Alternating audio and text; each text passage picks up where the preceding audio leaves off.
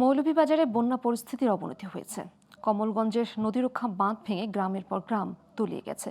বন্যা পরিস্থিতি মোকাবেলায় জেলার ১,৩১১টি আশ্রয় কেন্দ্র খোলা হয়েছে। সুনামগঞ্জের কুশিয়ারা নদীর মালকুড়ি পয়েন্টের পানি বিপদসীমার ১৭ সেন্টিমিটার উপর দিয়ে প্রবাহিত হচ্ছে। এতে নতুন নতুন এলাকা প্লাবিত হয়েছে। এদিকে হবিগঞ্জের খোয়াই, কুশিয়ারা ও সুতাং নদীর পানি কমলেও বন্যা কবলিত মানুষের দুর্ভোগ বেড়েছে। বন্যা দুর্গত এলাকায় বিশুদ্ধ পানি ও খাবারের জন্য হাহাকার চলছে। প্রতিনিধিদের পাঠানো তথ্য ও ছবিতে বিস্তারিত। মৌলভীবাজারে বন্যা পরিস্থিতির অবনতি হয়েছে। কমলগঞ্জ উপজেলার ইসলামপুর ও আদমপুর ইউনিয়নের রক্ষা বাঁধ ভেঙে বিস্তীর্ণ লোকালয়ে পানি ঢুকে পড়েছে। এতে ঘরবাড়ি, রাস্তাঘাট ও ফসলি জমি তলিয়ে গেছে। মঙ্গলবার রাত থেকে ভারী বৃষ্টি আর পাহাড়ি ঢলে মনু, ধুলাই, কুশিয়ারা ও জুড়ি নদীর পানি বাড়ছে। মনু ও ধুলাই নদীর প্রতিরক্ষা বাঁধের 10টি পয়েন্ট ঝুঁকিপূর্ণ হয়ে পড়েছে।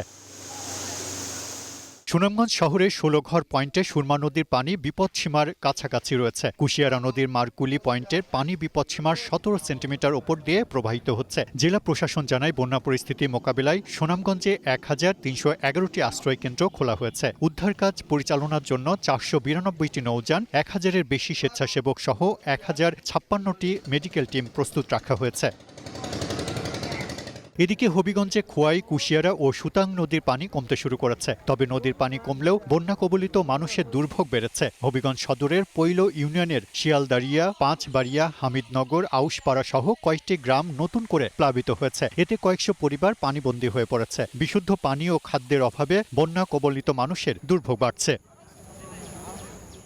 Global television news desk.